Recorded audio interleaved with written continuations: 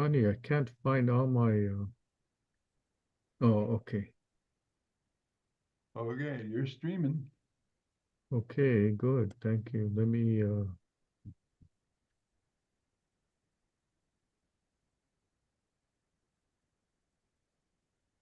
Okay, this is going to be interesting. Lance Luke, Martin Pierre here. We're doing live webinar through our various social media platforms, which is Facebook, LinkedIn, and YouTube. And we got an interesting subject today. We're going to be talking about lead pipes, a hidden threat, history, hazards, and the path to clean water. And going to be covering a little bit about what's happening. And uh, we're broadcasting from Hawaii, and we don't have that many lead pipes, but we do, but it's more prevalent on the mainland.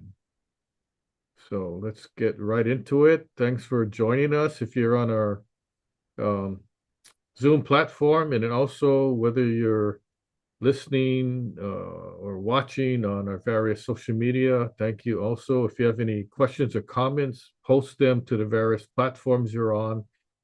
Hopefully, we'll get to check it out. If not, we'll do it later after the webinar, and we're always happy to respond. If you have questions or comments, that's fine too. This webinar is presented by Construction Management Inspection, which is a local-based Hawaii construction management company. We do all sorts of things: construction management, building inspections, expert witness, all that kind of good stuff. So let me advance these slides here.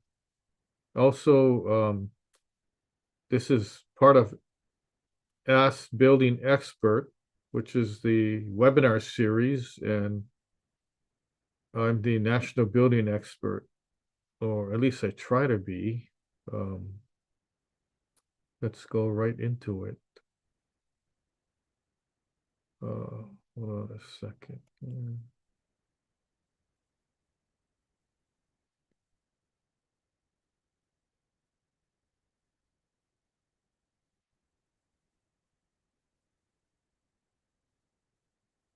Okay, so why lead pipes are still a concern today? Because it's a big problem. And let's go through a brief history of lead pipes in homes and buildings. And this history actually covers the entire world, but we're gonna kind of narrow it down to talking about uh, the United States. But if you're tuning in or watching from outside of the US, it also applies in whatever country it may be in. So starting back from the ancient Rome days, uh, they had the Romans built these aqueducts and that supplied water. And aqueducts were these structures, buildings um, that are still, some of them are still standing today. And they used it to supply water from point A to point B. And they used lead. And interesting, the Latin word for lead is plumbum. Plumbum. It became the root for the word plumbing. So the derivative word for plumbing actually came out of the ancient Roman days when they spoke Latin. Now, moving on to the 19th century in Europe and America and the United States, lead was favored for water pipes due to its malleability, meaning you could mold it, and it was sort of like a hard clay. You could actually just use your hand and kind of shape the lead. I've done that before in lead pipe jacks on top of a roof. You know, it doesn't quite fit, and you kind of shape it to fit the pipe or whatever building material you need to work on. So in the early 20th century, lead pipes became common in the US, especially in urban areas. Then fast forward to the 70s, man, we're really flying here. Awareness of lead toxicity grew, leading to restrictions. So um, in the early days, the lead piping was used up until probably, I would say, maybe late 70s. Okay. And then government takes a while to act or do things. So in 1986, the EPA, Environmental Protection Agency, which is a United States department, banned new lead pipes, but did not require existing ones to be replaced, leaving many still in use. So this is a key factor here.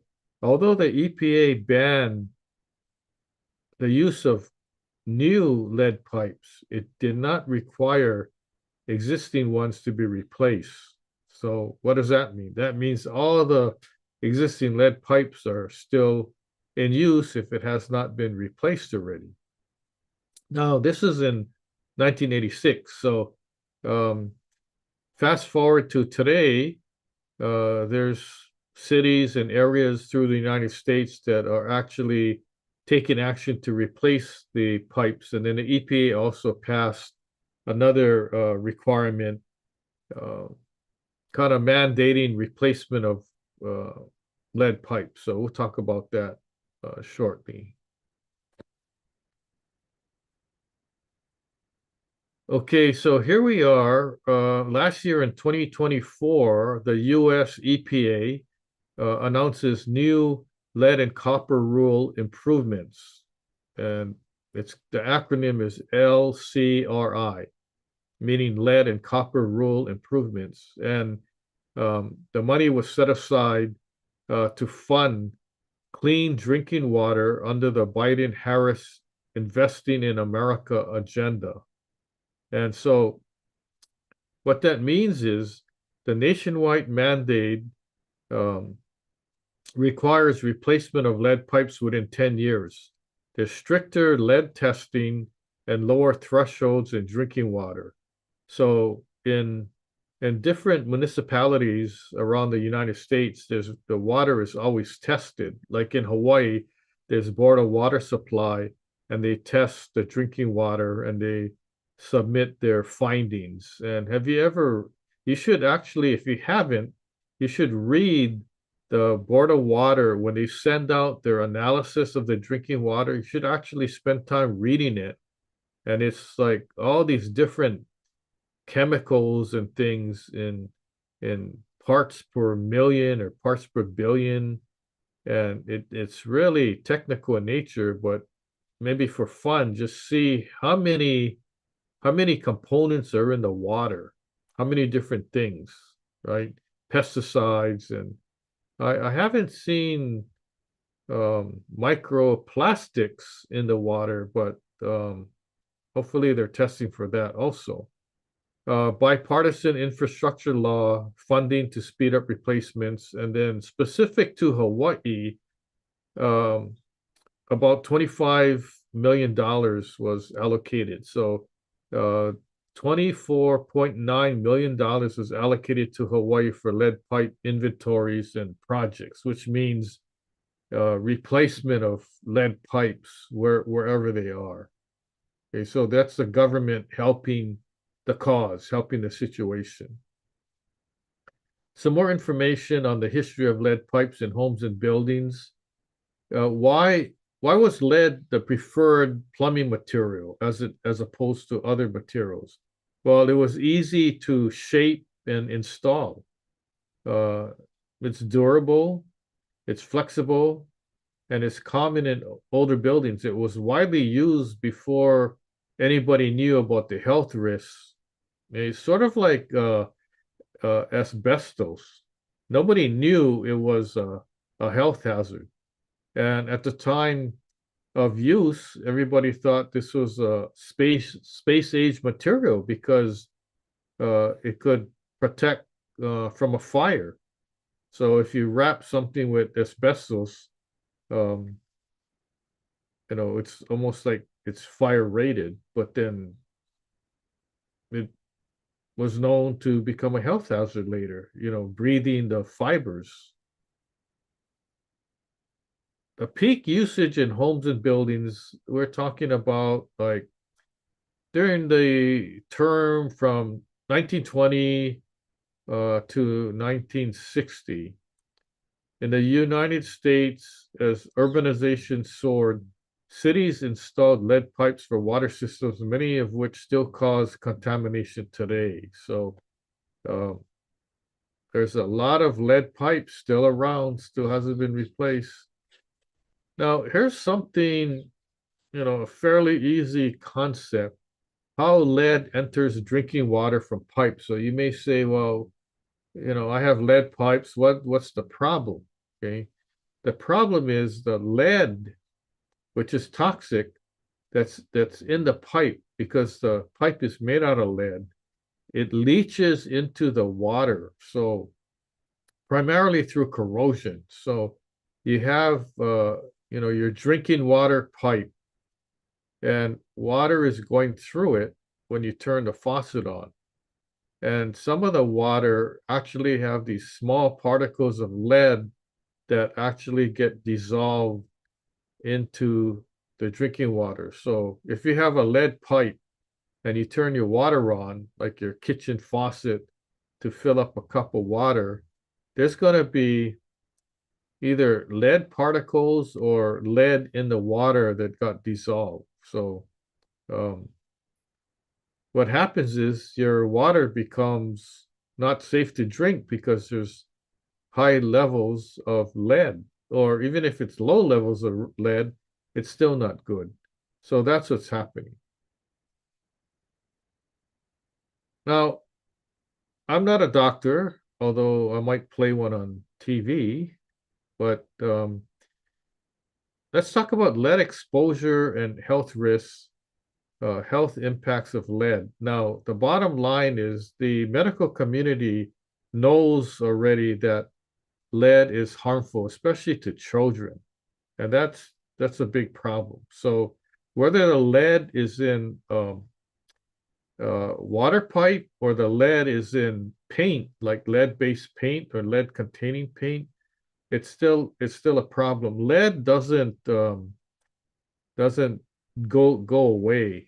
If a child drinks some water or plays in the dirt around the house and let's say pieces of lead paint peeling off the house falls in the soil, gets mixed in the soil, the kid is playing in the dirt and he's putting his hands in his mouth or something. Now there's lead in his body, there's lead in his bloodstream, and lead doesn't dissipate, it doesn't go away. It's not like if you take vitamin C, uh it just your body uses whatever vitamin C it can use and the rest gets you know out gets relieved out of your body. Okay, not lead. Lead stays in your body. It's just like asbestos fibers. Okay, so here's the here's the big problem. The widespread harm, lead affects nearly every organ, especially the brain and nervous system, and especially children. Children are the most vulnerable. Okay, they suffer most from lead poisoning than adults.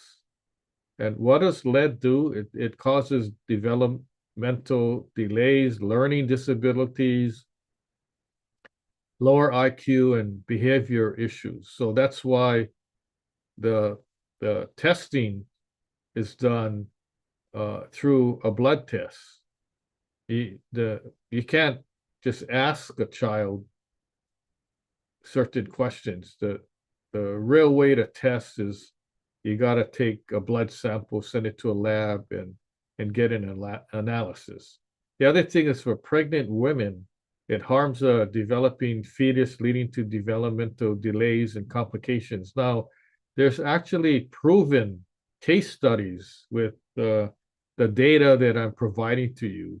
And I'm not here to get into, more medical science and all that. I'm just kind of relating this health and safety issue as it applies to home and construction and drinking water. I'll share with you some more tips.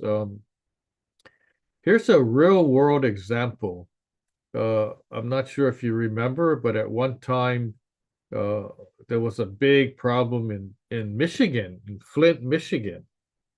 There was the 2014 Flint water crisis began when the city switched its water source to the Flint River from the Detroit water without adding corrosion inhibitors. So this caused lead from old pipes to contaminate the water, exposing around 100,000 residents to dangerous levels of lead. And this was like a huge story at the time. And people really couldn't believe what was going on. And of course, politics got involved, and it should be, became really, really a big story in the news.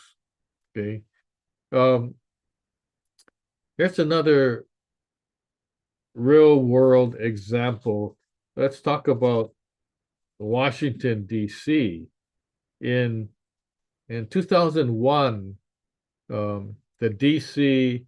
WASA, WASA, and sounds like a Japanese name, right? But the acronym is actually the Water and Sewer Authority. So that's what WASA means, Water and Sewer Authority. So this agency detected high lead levels at least 83 times higher than the accepted safe limit in the city's water. But get this authority, this agency failed to report them to federal regulators. So here you have a state agency not communicating with federal regulators. It's like maybe keep it quiet or something. The crisis gained big attention in 2014 when WASA revealed finally that the lead levels in tap water exceeded the EPA's 15 parts per billion limit. And so here's a state agency withholding crucial information to the federal government. Now, there's big problems in this because when the federal government is notified, of course they're going to crack down, but at the same time, the federal government could come up with money to help fix the problem. So that's another reason to notify the federal government early rather than later. The other thing is notifying everybody early can get people prepared, get them to be aware. Maybe they're not going to drink the water anymore. They're going to buy bottled water, right? So when you fail to notify the public, now that's a huge disservice because now you're dealing with people's health. Okay. Um, Let me take a short diversion here. It's similar to if you're in Hawaii. Remember, we had that Red Hill water crisis where the petroleum um, gas got mixed in with the water, and people were drinking it in Red Hill, and the government was saying there's nothing wrong. Kind of similar to that situation. Okay, here's some other example. In Newark, New Jersey, water crisis started in 2016 with high lead levels exceeded the limit of 15 parts per billion in multiple Newark public schools, affecting over 200,000 residents by 2020. Now, this is a biggie because the water in public schools are contaminated with lead. Now what's happening? Now you got all these children drinking this contaminated water and getting sick from it. In October 2024, it was revealed that the US EPA hired to replace lead pipes had falsified reports and failed to do the work. Now, what's up with that, right? So there's notification that there's lead pipes, and then you hire EPA contractors to replace lead pipes, and they're BSing their reports and doing half-ass work or not doing the work at all and saying that they did it. I mean, this is like double jeopardy here. Crazy. Now, what is the current legislation and efforts to eliminate lead pipes? Well, actually, the government is trying to do the right thing, albeit slow, but at least it's happening. So the current legislation and efforts to eliminate lead pipes, the EPA ban on lead pipes. The EPA's 1986 Safe Drinking Water Act amendments ban lead in new pipes and solder. And solder is a material used to connect two pipes together. And that also, when you're joining two pieces of pipe together, the solder had lead in it also. And then the 1991 lead and copper rule set limits on lead levels in water systems. So the levels that could be hazardous because of the lead, the levels were changed. So it's getting better. Okay. However, the existing lead pipes were not required to be replaced, leaving many older properties at risk. So here we have like 1986 and then 1991, the government is passing rules, but it still doesn't require the old pipes to be replaced. So although situations are getting better, it's still not 100% good because of the fact that there's still old lead pipes around. Okay. So let's talk more about federal and state initiatives for lead pipe removal. The United States allocated billions of dollars to replace lead pipes through the 2021 lead and copper rule revisions and American Jobs Plan. Now, you don't have to be concerned too much about the title and what these initiatives are called. You just got to be aware that there is something going on. So states like Michigan and New Jersey and Hawaii mandated replacements of the lead pipes, and many cities now offer lead service line programs. So what that means is if you're a homeowner and you need your lead pipes replaced, then you work something out with the government, and the government can help you. Now, every state is different, so I'm not sure, how much it's going to cost or what the percentage the government's going to pick up. Now, let's talk about how to identify lead pipes in your building, identification techniques for homeowners. Now, most of the pipes in you're a homeowner, most of the pipes in your house you can't see. So it might be hidden in a wall, buried in concrete slab, buried in the ground. If your house is raised construction, there's a raised foundation, and there's a crawl space under your house. You may be able to see the pipes. So that would be easy to tell, but if your house is not built like that, it might be hard because you can't see the pipes. So there's actually in the old days, before the plastic piping, CPVC or PVC pipe, there were three main types of plumbing pipes. One is galvanized steel, the other is copper, and the other is lead pipe. Now, the galvanized steel, it looks kind of grayish in color to brown. If it's brown, it's like corroded, right? Um, how you can see galvanized steel is it has these threads and all these connections. And then copper, as you know, the copper would look like a copper penny. Um, it's not going to look like a new copper penny because after a while it gets dull in finish, and sometimes it has this patina finish in color, which is like a kind of greenish coloring. Okay, that's from exposure to the air and those kind of things. And then you have your lead paint. I mean, your lead piping. The color test, lead pipes are usually dull gray, but then I've seen galvanized pipe dull gray also. So there's two other things that you can use for testing. One is a scratch test.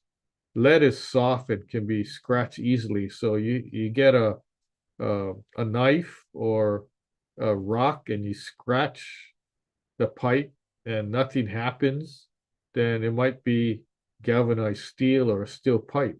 Now, if you can scratch easily, revealing a shiny surface, then chances are that's a lead pipe.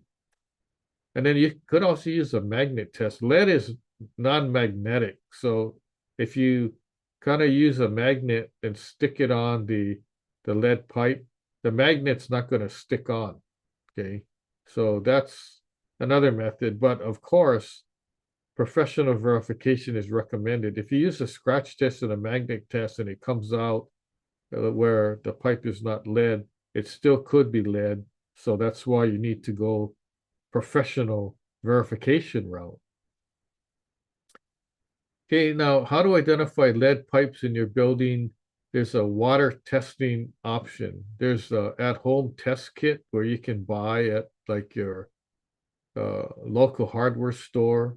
And I mean, it's okay to use those tests, but they're not that highly technical, and it's not like sending the sample to a certified laboratory, but that's better than nothing, right? So you could use the at-home test. Water testing kits can detect lead, but may not be that accurate, right?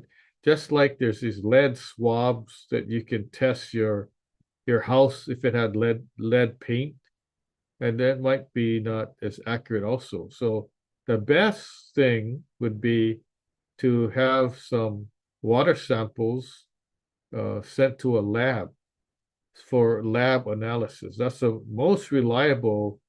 Um, and I haven't seen where it's free. I don't know, maybe the local board of water jurisdiction may do uh, water testing for free. I'm not sure. You have to check with them. Or maybe it's low cost through city health departments, especially in high risk areas. Um, if you're that concerned and it's not free, I would still recommend paying whatever it costs to have it tested so you know what the situation is. Let's talk about pipe replacement and modern alternatives. Overview of replacement materials. There's instead of replacing, well, you're gonna take lead pipe and you're gonna remove it. And what do you replace it with, right? Not another lead pipe. You're gonna replace it with different types of materials. So here's the different types of materials that you could replace it with. Copper, durable and safe, though more expensive. I don't have it here, but galvanized pipe. You could use galvanized pipe, which I don't recommend. I rather recommend copper. Why? Because although copper is more expensive, it doesn't corrode like galvanized pipe does. Galvanized pipe corrodes from the inside and it doesn't last that long. Then there's PVC, which stands for polyvinyl chloride. There's PVC Schedule 40, which is white sprinkler pipe. And you could use that for your cold water, but you cannot use that for hot water. You have to use a CPVC pipe, which is rated for hot water. And there's a stamp on it, or it's a different color, or there's a yellow line running through the pipe vertically, and that's how you can tell if it's CPVC. It's affordable, non-toxic, corrosion resistance, but in some cases, it might not stand up to a fire. Okay, so keep that in mind. And the other type is PEX, which is cross-linked polyethylene type piping. It's real thin and it coils up. It's flexible, easy to install, and resistant to scale and chlorine. Now, in the early days when PEX first came out, how to join the two PEX pipes together, they use a coupling that's made out of brass and zinc, and it's found that the couplings used to fail, especially on the hot water side. And that's why there were class action lawsuits against this PEX pipe, because the zinc and brass combination were not code compliant, and it resulted in leaks. So can you imagine having, miles of PEX piping throughout a high-rise building, and you got all these hundreds of connections, and they all start failing and leaking, which is not good. Pipe replacement and modern alternatives recommended action plan for property owners. You test your water regularly, particularly in homes with potential lead service lines. But I would say once you test it and there's lead already in the water, then that's already a red flag. Then, take action to have your pipes replaced. Okay. Don't just keep testing it without having an action plan to replace it. The reason you want to keep testing it, you want to see how much lead is actually in the water, but it does no good to keep testing it year after year and you're still drinking lead in the water. Okay. Use a water filter. Filters certified for lead removal are effective for drinking and cooking water. Pipe replacement, consider replacing lead pipes or explore governmental municipal assistance programs, and then educate yourself and your tenants. If you're an investor and you have rental property, you're obligated to disclose to your tenant if there's lead or not, right? So you're going to notify your tenants about the risks and interim safety measures. Now, you might say, well, if I don't test it, I'm not going to know. So just tell the tenant, I don't know. Okay. Now, you could do that and still be compliant, but the best thing to do is spend money, have it tested so you can provide the more updated and correct information to the tenants. Okay, so that's the best case scenario. So winding down, so the conclusion from this webinar, okay, would be to find out what's going on. Do you have lead piping? If you do, what do you do? Okay, not only test it, but take steps to have your pipes replaced. And you're going to use whatever governmental assistance available, because it's not going to be cheap. It's going to be, on a single family house, it's going to be thousands and thousands of dollars to replace your lead piping. And Hawaii, the state of Hawaii is fairly new as compared with other states. Like say in Virginia, they got houses that are 200 years old, right? I haven't seen any 200-year-old house in Hawaii. I think the oldest I inspected was like 85 to 100 years. So this still could be lead in the pipes and lead in the water. So just be careful. So let me see what else I have. What you missed, we've given maybe 100 webinars so far. It's on our website on different topics. It had to do with building and construction, some real estate, condo stuff. You go to our website. What's coming up? We have, let me look at the list here. We have the next webinar topic is painting and waterproofing. And then we have concrete crisis. So I'll be talking about some states in the United States have serious concrete problems. Then after that, cesspools in Hawaii, and then coastal erosion around the world. And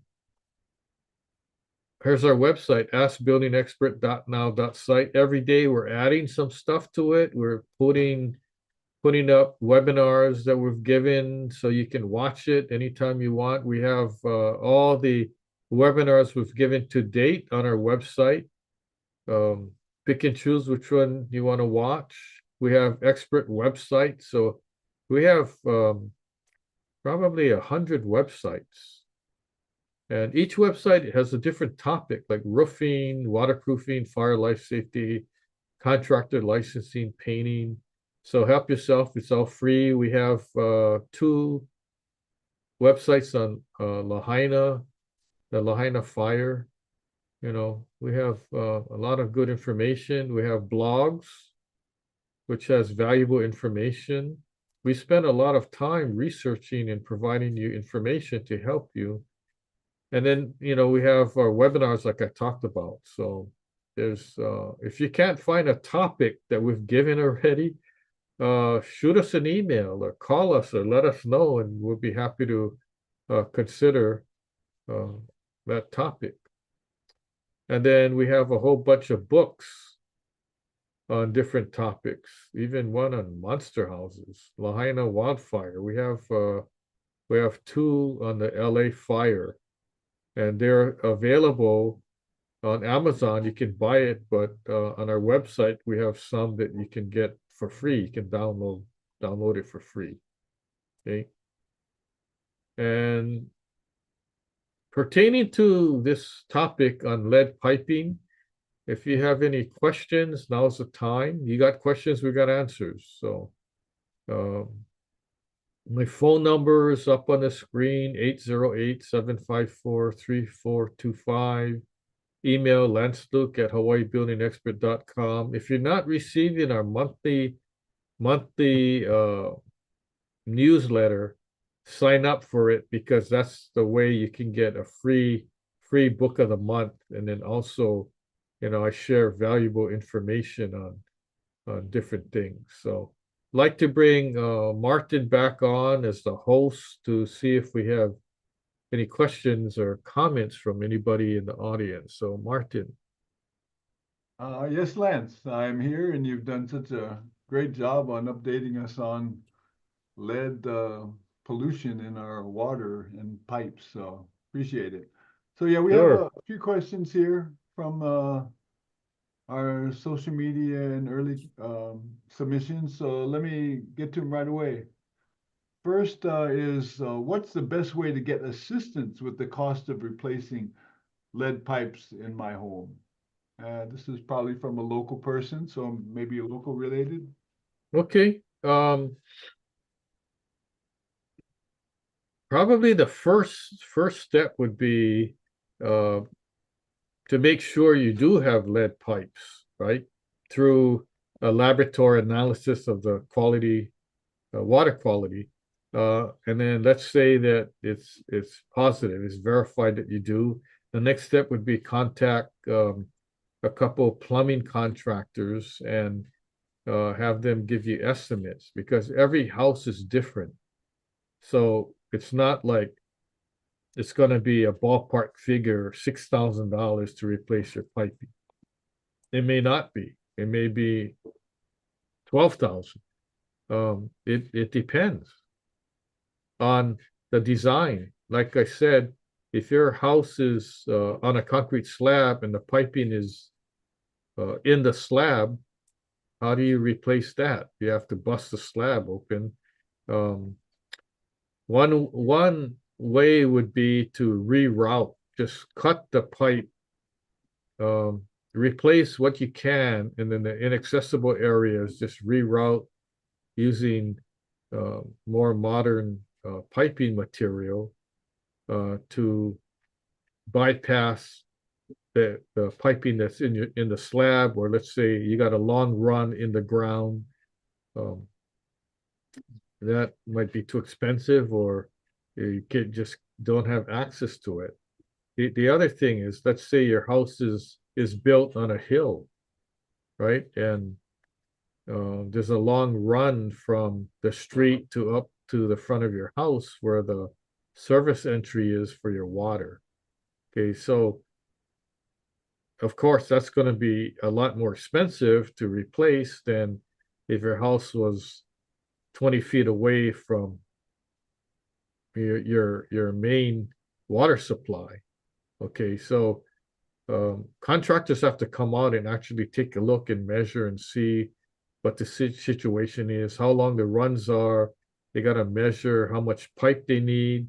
And of course, the more pipe is going to be replaced, the more labor is involved, right? So how a contractor figures out the estimate is how much pipe they got to replace, how much time and labor it's going to cost, right? Add all those and then tack on their overhead and profit and all that. So I can't give you a ballpark figure, but I can recommend that you contact licensed plumbing contractors to get estimates. The other thing is check with your local governmental officials and see if there's a program where you can get some subsidy or get it subsidized, or maybe the government will end up paying for 100% of the fix, of the replacement.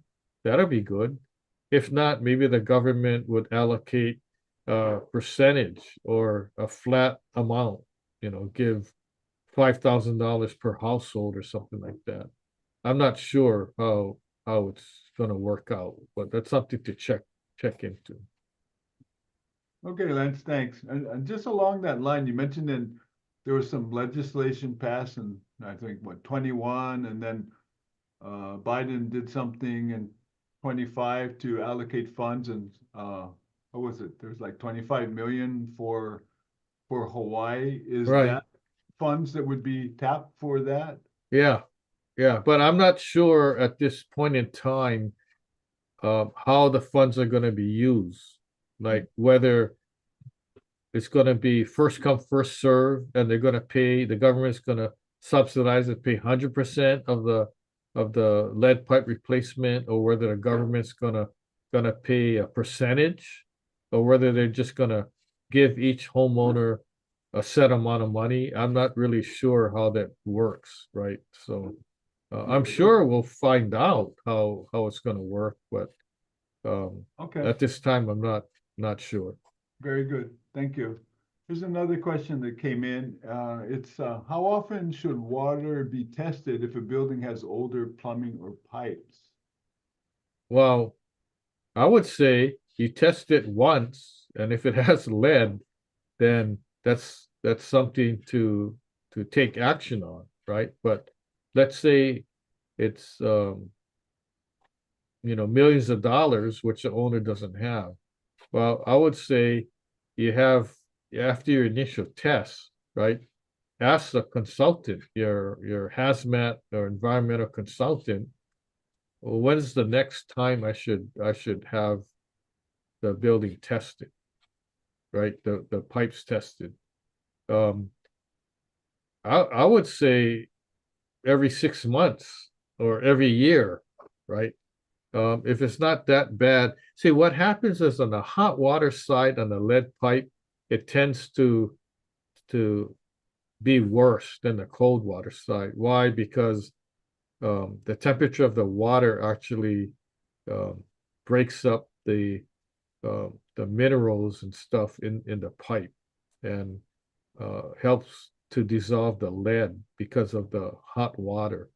So that's why when you do lead sampling water testing, you want to test both hot and cold side. And normally historically, the hot side has the most lead contaminants than the cold side. But it doesn't really matter because you're not going to tell all the occupants in the building, oh, you know what? From now on, don't use the hot water, right?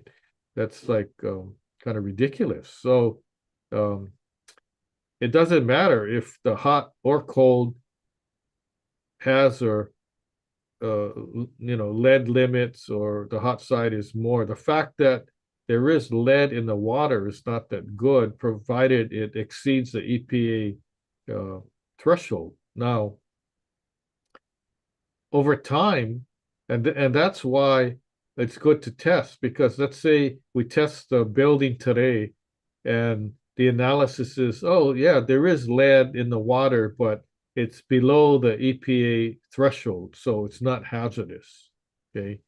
All right, that's good. But what happens 6 months from now or a year from now? That's why you got to keep testing, because you tested a year from now and the pipe got now a year older and it's not performing as it did when you first tested it. Now you got more lead in the water.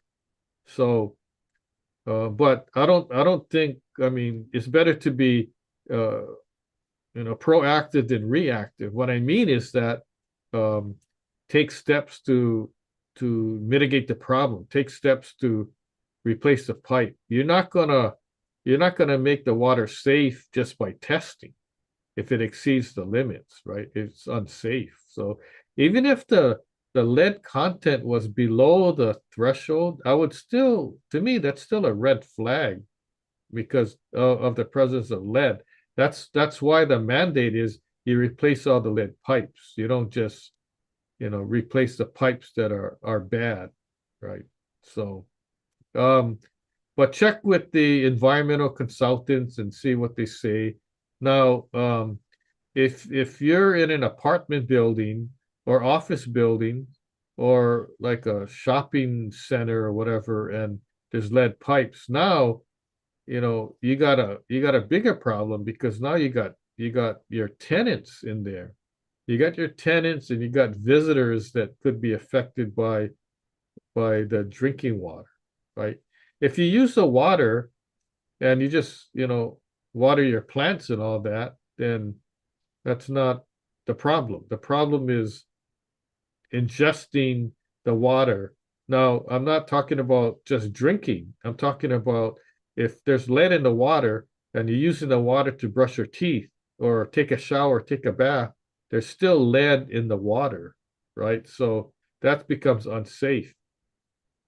So that's just something to be aware of. We're talking about building safety here and and having to do it with your health, and that's critical. Oh, very good. Good answer. And yeah, it does bring up other questions. So I guess it's related to the next one that we got here is what type of water filter should I use if I suspect lead in my water? Well, how many people actually use water filters right now, right? Um, it could be if you're living in Hawaii, I don't know what the percentage is of people using water filters. The water in Hawaii is supposed to be one of the cleanest waters in the world because it gets filtered through volcano rock and all that stuff. So it's supposed to be clean. Um, but even if it gets filtered out and it's clean drinking water, right? If you have lead pipes and you turn your faucet on, the clean water is now going through the contaminated lead pipe, and now it's not clean anymore. It's contaminated. So um, there's a bunch of water filters on the market, but you got to look for the certain certification. You got to read um, the certification. There's actually a agency called American National Standards Institute, which is commonly called ANSI, ANCI. I mean ANSI, ANSI.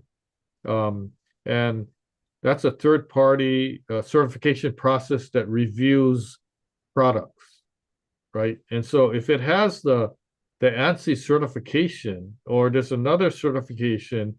It's NSF, which stands for National Sanitary Foundation. If it has these certifications on it, then you got to read the fine print as far as the what kind of contaminants are removed from the certain filter. Okay, just don't buy it just because it has the certification or listing on it. Okay, you got to read the fine print because not all water filters are going to filter out lead. Some do. Now, there's different types of filters. There's your water filter, which is like a pitcher where you could filter water that way. There's a water filter where you could put under your sink, under your kitchen sink. There's another water filter where you can connect to your refrigerator, because when you're making ice cubes, you don't want lead particles in your ice, right? So think about all these factors and then do something about it. But even if you only buy bottled water, that's still not gonna protect you all the way, because you're not gonna use bottled water to make ice cubes, right? Necessarily, you're not gonna use bottled water to take a bath or shower. Okay, so and then somebody asked me, what if I, like, we learned in the Boy Scouts that if you're out hiking and camping in the wilderness and you don't have clean water, there's a river there, okay? Is it safe to drink? Well, we don't know. So we learned that you can use water purification tablets, or if you boil the water, it removes the bacteria and stuff, and then you can drink it. Okay. Now, with lead, if you boil the water that has lead, you're not going to get the lead out of the water. It's not like bacteria and all that. So that's not something that is going to do the trick. So just be aware of that. The main message that we wanted to give you today is that there's still building components in your house that may not be safe. If your house was built prior to 1977, 78, it could possibly be that you have lead in your paint. You may have lead in your pipes. You may have asbestos. These are the main hazardous materials to be aware of. So it's always wise to check, do an inspection, send stuff to the laboratory just so that you know what's going on. Just the bottom line is, to be safe. So, Martin, any other questions or comments? No, that's all that I've seen come through online here. But I had a quick one for you. You mentioned about asbestos and lead, and how it leaches off the pipes, and it's creating problems for for our water. And I was just kind of curious, and I don't know how much you can answer this on, but we're hearing more and more about, like you mentioned, the water bottles and the plastics leaching out, and those I guess PBCs or PSBs or whatever they're calling them, that are now being found, that's in our water, in the water, and in our in our bodies, I guess, where we're having to take in all this toxic stuff. So my question was related to the PVC pipe you mentioned. Is just like we didn't know about asbestos and lead and the long-term effects as it's used for construction. Nowadays, we're using a lot of this PVC stuff, which is, isn't that like plastics and all this other kind of stuff? So is there the possibility that down the line, we're going to find out, oh, we're getting all these toxins and stuff from our the PVC pipe that has replaced all the other kind of pipes? Just a curiosity question. I don't think it has to do with the PVC pipe. I think that it's just the plastics in general. And we get a lot of materials come from China, and there's plastic all over the place. And that's why there's a huge microplastic problem that, I mean, studies found in the ocean, people got tested and they found that there's like minute amount of microplastics in people's blood, Right, right. and it gets kind of scary. I just saw a study that there was this lake, not ocean, not connected with the ocean. There was a lake that was high in elevation, and they did sampling, and it was microplastics in the lake. And I'm thinking, how in the world is microplastics in a lake like that? What happens is in the air, they did testing of birds and they found microplastic in the blood of birds. It's like all over. And before we didn't really know, but if you think about, like, there's plastics in the ocean, yeah, of course, because there's beaches that get littered and carry the plastic away. The waves crush it, and now you got all these finite particles where you may not see with the naked eye. I mean, it's almost like sand. So instead of looking at sand, you got all these granules of plastic, and it doesn't dissolve. It doesn't. That's why the technology today is they're making plastics that can dissolve. So you have a plastic container, you buy food, and then you could throw it out, and years from now it'll become disintegrated and it mix in with the soil and all that. But they're making more containers and things now out of recycled materials that are biodegradable, like the forks and spoons and all that. That's supposed to be non-toxic and all that. So they're trying to move away from the plastic. In some cases, some places, that's why they ban plastic straws, because of the plastic that doesn't even degrade or anything. It's just there. There tons and tons of plastics that don't disintegrate, and what are we going to do with it, right?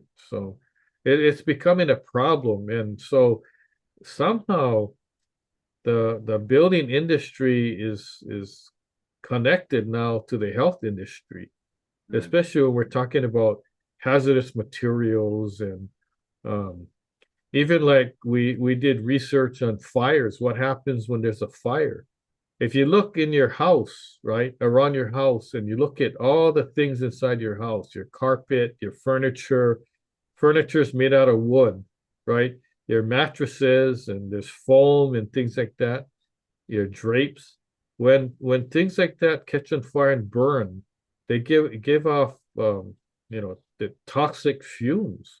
And so there's so many things in a household that's not really safe. But it's safe, but when it catches on fire and burns, then it becomes not safe. Like carpet, when carpet burns and the carpet padding, that's like toxic. You don't want to breathe that stuff. So anyway, it's just one of those things that we're learning all the time, and all these industries get kind of interrelated, because before in the building and construction industry, we weren't really too concerned about health, but now we are. So I know we're winding down, out of time. We want to thank everyone for tuning in, for attending, especially those that are on our Zoom platform. I mean, we see the regulars all the time, and we appreciate that. Also, those of you tuning in on our social media platforms, we're here to help provide valuable information. If we can save somebody's life or make somebody's life easier, that's what we're here for. So thank you for attending, and hopefully you'll sign up for the next webinar, or at least catch us on one of our social media channels. So we'll see you next time. Thank you very much. Aloha. Bye.